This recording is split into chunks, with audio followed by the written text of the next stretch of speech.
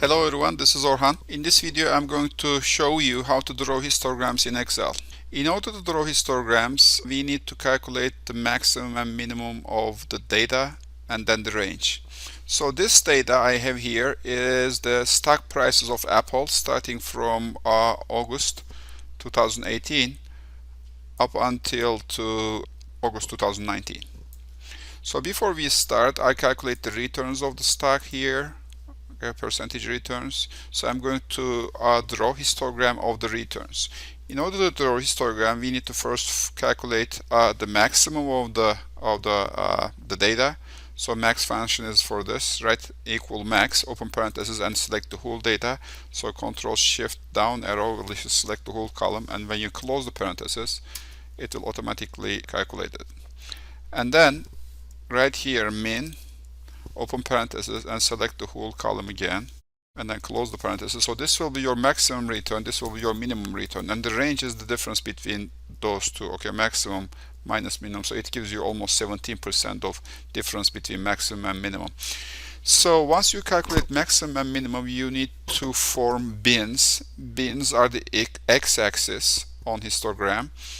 So it shows you the increments of the returns. So I'm going to start the lowest number possible, which is going to be the highest lower than the minimum. So minimum ends at negative 9.9%. So I will start from something integer a little bit lower than that, which is negative 10%. If I increase them by 1%, I will have 17 bins, just because I have my range is 17%. But 17 is too much, so I'm going to increase it by like 1.5%. So in total, you should have something around 10 and 15 bins. So when you increase, just drag and drop, finish it somewhere a little above, somewhere an integer higher than the maximum, an integer lower. Start from an integer lower than the minimum, and then end at an integer a little higher than the maximum. So I will start from negative 10% and at positive 11%. So let's just like arrange these things, make sure that there are two decimals. So this is going to be percentage with two decimals, not three decimals. Two decimals, okay.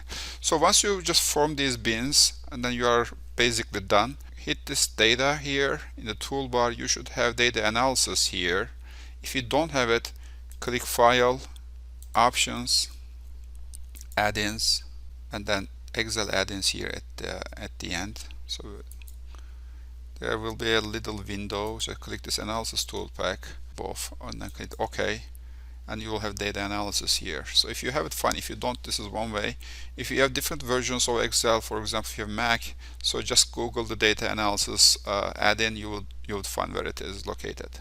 Okay, so click data analysis, and there is histogram here. Click OK.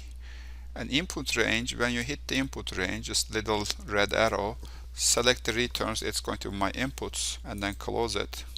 Now bin range is the bin range I already calculated and prepared. This is our bin range, and then close it, and then make sure that there's chart output here. I didn't select any labels, so when you hit OK, you would have the histogram here.